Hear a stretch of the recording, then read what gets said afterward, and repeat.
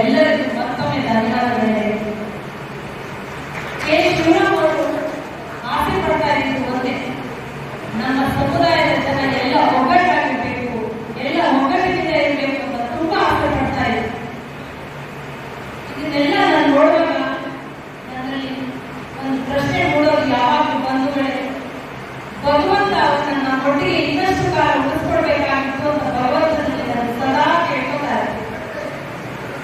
ಬಾಬಾ ಸಾಹೇಬ್ ಅಂಬೇಡ್ಕರ್ ಅವರ ಕನಸು ನನಗೆ ಏನಿತ್ತು, ನನ್ನ ಜನ ಸದಾ ಕಾಲ ಒಗ್ಗಟ್ಟಿನಿಂದ ಇರಬೇಕು, ಸ್ವಾಭಿಮಾನದ ಬದುಕನ್ನು ಬದುಕಬೇಕು, ಕೆಲವೊಂದರಾಗಬೇಕು, ಎಲ್ಲ ಕ್ಷೇತ್ರಗಳಲ್ಲೂ ಅವರು ಮುಂದೆ ಬರಬೇಕು ಅಂತ ಆಸೆ ಪಡ್ತಾರೆ. ಅದೇ ತರ ನಮ್ಮ ಯಜಮಾನರು ಕೆ. ಶಿವರಾಮ್ ಅವರು ನನ್ನ ಜನ ಎಲ್ಲ ಕ್ಷೇತ್ರದಲ್ಲೂ ಇರಬೇಕು ಅಂತ ಆಸೆ ಪಡ್ತಾರೆ. ಹಾಗಾಗಿ ಅವರು ಎಷ್ಟೇ ಬಡತನ ಇದ್ದರೂ ಕಷ್ಟಪಟ್ಟು ಓದಿ IAS ಅಧಿಕಾರಿಯಾದರು. ಅವರ ಅಧಿಕಾರ ಅವಧಿಯಲ್ಲಿ ಕೈಲಾದ ಸಹಾಯವನ್ನು ಸರ್ಕಾರದಿಂದ ಜನಕ್ಕೆ ಏನೆಲ್ಲ ಸೌಲಭ್ಯಗಳು ಹಾಕಬೇಕು, ಏನೆಲ್ಲ ಕೆಲಸ ಕಾರ್ಯಗಳಾಗಬೇಕು ಎಲ್ಲವನ್ನು ಶಕ್ತಿಯಲ್ಲಿ ಮಾಡುವುದು. ಇಡೀ ರಾಜ್ಯಾದ್ಯಂತ ಅವರನ್ನು ಅಭಿಮಾನಿಸಿ ಗೌರವಿಸಿ ಪ್ರೀತಿಯಿಂದ ಗೌರವಿಸಿದ ಅಭಿಮಾನಿಗಳು ರಾಜ್ಯಾದ್ಯಂತ ಇದ್ದಾರೆ. SSLC ಎಕ್ಸಾಮ್ನಲ್ಲಿ ಹೆಚ್ಚು ಅಂಕಗಳನ್ನು ಗಳಿಸಿರೋ ಮಕ್ಕಳಿಗೆ ಇವತ್ತು ಪುರಸ್ಕಾರ, ಪ್ರತಿಭಾ ಪುರಸ್ಕಾರ ಮಾಡ್ತಾ ಇದ್ದೀರಾ. ಅದಕ್ಕಾಗಿ ನಿಮ್ಮೆಲ್ಲರಿಗೂ ಧನ್ಯವಾದ.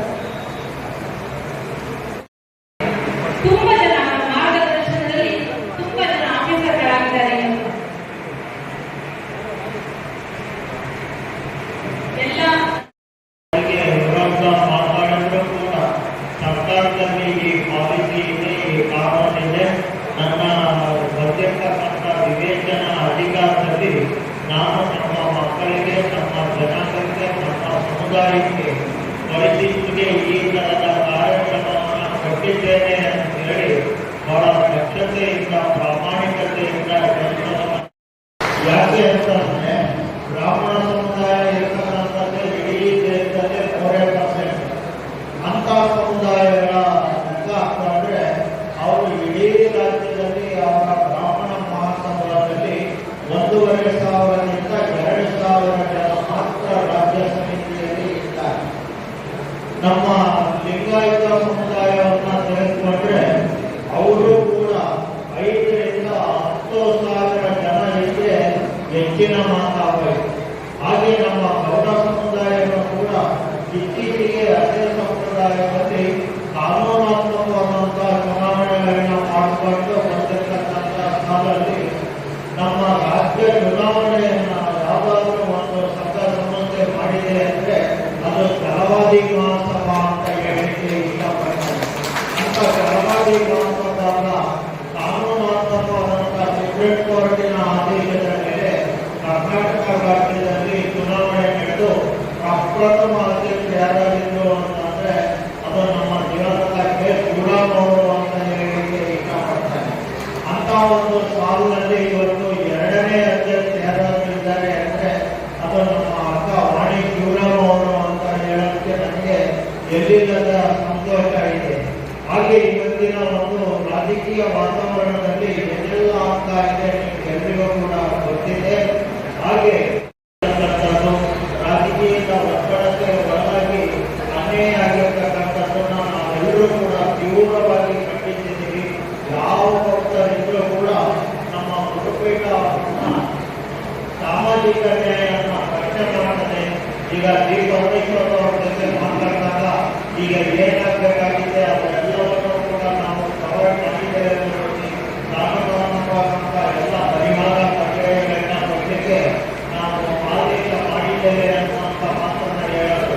ಹಾಗೆ ಇನ್ನು ಕೆಲವೇ ಕೆಲವು ದಿನದಲ್ಲಿ ನಾವು ಅಲ್ಲಿ ಹೋಗಿ ಭೇಟಿ ಮಾಡಿ ಆ ಸಮಸ್ಯೆ ಸಾಂತ್ವನ ಹೇಳೋದ್ರ ಜೊತೆಗೆ ಸರ್ಕಾರದಿಂದ ಏನು ಪರಿಹಾರ ಪ್ರಕ್ರಿಯೆ ಕೊಟ್ಟಿದ್ದಾರೆ ಅನ್ನೋದನ್ನು ಕೂಡ ನಾವು ಮನಗಾಣಿಸ್ತೇವೆ. ಹಾಗೆ ನಮ್ಮ ಗುರುಪೀಠ ಮಹಾಸಭಾದ ಉದ್ದೇಶ ಶಿವರಾಮ್ ಅವರ ಉದ್ದೇಶ ಸಮಾಜದಲ್ಲಿ ಏನು ಕನಸಾಗಿತ್ತು ಅದನ್ನು ಕನಸು ಮಾಡ್ತಕ್ಕಂಥದ್ದು ಆಗುತ್ತೆ ಅಂತ ಹೇಳಲಿಕ್ಕೆ ಹಾಗೆ ಈ ಕಾರ್ಯಕ್ರಮದಲ್ಲಿ ಕಲಿಸಿರ್ತಕ್ಕಂಥ ವ್ಯಕ್ತಿ ಮೋಹನ್ ಕುಮಾರ್ ಚಾನಪ್ಪ, ಆತ ಹೈಸ್ಕೂಲಲ್ಲಿ ಇದ್ದಾಗ ನಮ್ಮ ಗುರುಪೀಠದ ಆಶೀರ್ವಾದವನ್ನು ತೆಗೆದುಕೊಂಡಿದ್ದು ಇವತ್ತು ನಮ್ಮ ಪೊಲೀಸರು ಪ್ರಾಧಿಕಾರದಲ್ಲಿ ಅವರು ಇರ್ತಕ್ಕಂಥದ್ದು ನಮಗೆ ಇರಲಿಲ್ಲದ ಸಂದರ್ಭವಿದೆ. ಹಾಗೆ ನಮ್ಮ ಗುರುಪೀಠದಿಂದ ಆಶೀರ್ವಾದವನ್ನು ತಗೊಂಡಂಥ ಮುನ್ವರ್ತಿಯವರು ದಾವಣಗೆರೆ ರಾಜ್ಯ ಕೆಲಸದ ಸನ್ಮಾನವನ್ನು ಸನ್ಮಾನಿತರಿಗೆ ತುಂಬುವುದರಿಂದ ಧನ್ಯವಾದಗಳು. ಈಗ ಒಂದು ಮುಂದಿನ ಪಟ್ಟಿಯಲ್ಲಿ ಕಳೆದ ವರ್ತಮಾನಗಳಿದೆ. ಆ ಸದಸ್ಯರುಗಳು